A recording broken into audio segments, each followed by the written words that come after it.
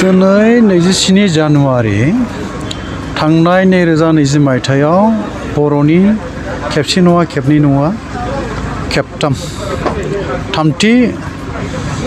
बर'नि गोजोन गोरोबथाखौ खालामनो हानाय जादोंमोन। दुलाराय बर' फरायसा आफादनि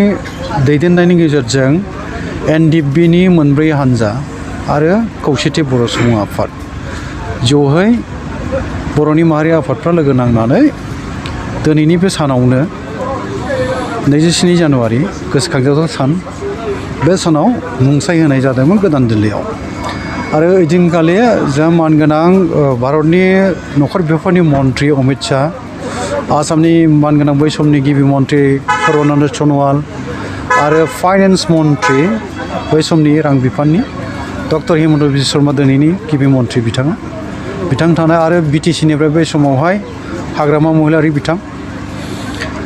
आरो जों गासै बुंनो थाङोबा एबसु NDP आरो खौसेथि बर' सुबुं आफादनि दैदेनगिरिफ्रा बे बर'नि थामथि गोजोन गोरोबथायाव सागान होनाय जादोंमोन। दिनै बिनि गोसोखांजाथाव सान आरो ओंखायनो जोङो दिनैहाय बावहाय माखासे हाबाफारि लानानै बे सानखौ फालिनाय जादों। गुबैयै फुङाव जोङो 9 बाजियाव मुंख्लंफोरनि मुङैहाय जोङो बिबार बावनाय हाबाफारि बेखौ मोजाङैनो जोङो मुंख्लंफोरनि बा बिथांमोनखौ गोसोखांनानै जोङो मान बावबाय। बेनि उनावहाय रायजो राजाजों जि मोनसे सावरायनो गोनां दं, मोनथिहोनो गोनां दं, जोंनि MOS मेम'रेन्डाम अफ सेटेलमेन्टआव जि दफाफोर फैदोंमोन बे दफाफ्रा बबे मावफुंजाखो मावफुंजादिया बेफोरनि सायाव गेबेङै रायलायनो गोनांथि दङमोन। माखासे बाथ्राफोरखौ बुंनाय जाबाय। दिनैसिम गभर्नमेन्टआ माखासे मावनो लादों थिगानो, जों लुबैनाय बायदि जाजोबाखै, बेबो सैथो बाथ्रा। आरो गुबैयैहाय नैबेबो बाथ्राया सैथो, बेखौबो जों गनायनांगोन जे दुलाराय बुहुमाव कर'ना भाइरास बा COVID-19 जि मोनसे गिख्रंथाव थासारि फैदों बा बे बेरामा साग्लोबदों, बे जाहोनावबो जोंनि लुबैनाय बायदि जोङो गोख्रैयै खामानि मावनो लानायाव बेबो हेंथा मोनसे जानानै नुजाथिदों। आरो दिनै बुंनो थाङोबा दुलाराय बुहुमनि राजखान्थि हालोदा जथ्लुदबाय कर'ना भाइरास बा COVID-19नि थाखाय। बे जाहोनाव भारत हादोरनि हालोदाबो एसेबां मोजां नङा।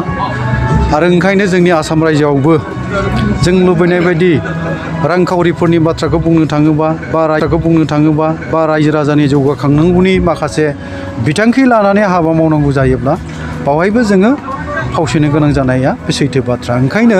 माखासे दफाफोरा दिनैहाय मावफुंजानो थांदों, माखासेया मावफुंजानो थाङाखै, गोबाङानो मावफुंजानो दंबावो। गुबैयैहाय गोजामसिन दाबि हिसाबै बर'फोरनि राजखान्थि दाबि मोनथामनि गेजेरावहाय आलादा बड'लेण्ड सोरजिनायाथ' 1 नं दाबिमोन जोंहा। नैथिया जाबाय बुरलुंबुथुर दैमानि खोला सेरफाङाव थानाय बर'फोर बा ट्राइबेलफोरनो मोनसे नीलाचल उत्तर डिस्ट्रिक्ट काउन्सिल सोरजिनाय दंमोनखाय बेफोर दाबि, आरो मोनसेया कार्बि आंलं आरो सा काछारनि माबायावहाय रायजो जानाय जिल्लायाव रायजो जानाय बर'फोरखौ हाजोआरि ट्राइबेल गनायथि मोनहोनाय। दा बिसोरनि गेजेराव बुंनो थाङोबा जोंनि दिनैनि बर' कसारि अनसाइ गावहायारि खुंथाय जोंनो सरकारा होनाय जि खुंथाय खाबु होदों, बेजों संकसनिफ्राय सदियासिम जों रायजो नागिरनाया दिनै बुंनो थाङोबा सेटेलाइट कनसेप्टआवहाय मरलेस जाफुंबाय होनजायो आरोखि। मानोना जोङो कन्टिनिउटि एरिया लानानै संकसनिफ्राय सदियासिम आलादा रायजो बिदोंमोनब्लाबो जोंनि सुबुं सानखोफोर, जोंनि रायजो जानाय हालाम, बावहाय रेभिनिउ भिलेज, फरेस्ट भिलेज बेफोरनि आरो सुबुं अनजिमानि 50% एबाब, more than 50% आरो less than 50% बेफोरनि क्राइटेरिया थायोखाय बेफोरखौ दाजाबदानखौ खालामनानै जोंहा संकसनिफ्राय सदियासिम रायजो मोननांगौ जेंना जानानै फैदों। दा सनितपुर आरो बिश्वनाथ जिल्लानि बाथ्राफ्रा कमिसननि गेजेरजों सोसनजानाय बाथ्रा दङ। कमिसननि गेजेरजों कमिसननि रिपर्टखौ बिथा खालामनानै भारत सरकार आरो आसाम सरकार बेसेबांसिम बर' गामिखौ सोसनगोन उनावहाय बे नेबावनांगौ जाबाय। जोंहा नेनानै दङ जोंनि बर' रायजो राजाफ्रा गोसो हमथानानै जाफुंनायखौ जों मिजिं थिदों। दा बेसेबांसिम जाफुंहैयो बे समनिनो बाथ्रा। ओंखायनो दा नाथायबा माखासे जेंनानि थाखाय जोङो दिनैबो खौसे जानानै जुजिबावनांगोन आरो बेयो जाहैबाय कार्बि आंलं इस्युखौबो जोङो जाफुंहोथारनांगोन आरो जोंनि माखासे दानि बिटिआर जि मोनसे मेम'रेन्डाम अफ सेटेलमेन्ट बा जोंनि गोरोबथायाव जि दफाफोर दङ बे दफाफोरखौ मावफुंजोबनांगौआवबो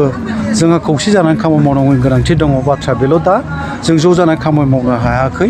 बे दुखुनांथाव बाथ्रा जोङो थांनाय बोथोरनि जोंनि ट्रेजिक जि मोनसे गावस्रालायनायनि जारिमिन बेखौ बिथा खालामनानै दिनैनि थासारियाव दिनैनि समाव दिनैनि नैबे समावहाय जोङो थांखांनाय बाथ्राफोरखौ बिदिन्थि हिसाबै लानानै आथिखालखौ जोङो सामोल होनांगोन मोजां खालामनांगोन आरो थांखांनाय समखौहाय बा थांखांनाय जारिमिनखौ बिदिन्थि हिसाबै लानानै आथिखालखौ जोङो गोग्गो खालामनो हायोब्लासोना जोङो इयुनखौ गोजों होननानै बुंहैनो हायो जोंनि हारिनि इयुनखौ दा ओंखायनो आंनि खावलायनायाबो बे थांनाय समा थांबाय जि जालांबाय फैगासिनो थानाय समाव जोङो बर' एस ए हल गासैबो माहारियारि आफादफोरनि दैदेनगिरिफोर माहारियारि आफादफोर आइ आफा रायजो राजा बिदा फंबाय बिब' बिनानाव ज' जानानै जोंहा हाबा मावनायनि दाबो गोनांथि दंथारो ओंखायनो ज' जानांगोन जोंनि आद्रा थानाय थांखि मिजिं सिमांखौ जों जाफुंहोनांगोन बयबो जयैनो बेखौ आंनि खावलायनाय थाबाय आरो दिनैनि समावहाय 27 जानुवारिजों जि फालिथाय जोंनि सान फालिनाय बेनि गेजेरजों आं बे मेसेजखौनो होनो लुबैदोंमोन जे जोंहा दाबो जोंनि थांखि मिजिंआ जाफुङाखै मावबावनांगौ हाबानि गिलिर बिबान जोंहा दङ बेखायनो आंनि खावलायनाया बेनो थाबाय उननि थाखाय जोङो ज' जानानै गासैबो हारिनि जेंना जेथोफोरखौ बोस्रांनानै बर' हारिखौ बड'फानि जि मोनसे सिमां मिजिं थांखिमोन मोन्थोरमोन बर'खौ बुहुमाव मोनसे गेरेमसा हारि दानाय जौगासार हारि दानाय बे प्लेनिंआ बे सानस्रिया जाफुंसार जाहैदों आफा इसोरनाव बेखौ आर'ज गाबनानै आङो दिनैहाय बयखौबो खावलायनानै गाबज्रिहरदों जे जोङो खौसे जानानै फैगासिनो थानाय समाव हाबा मावलांनांगौ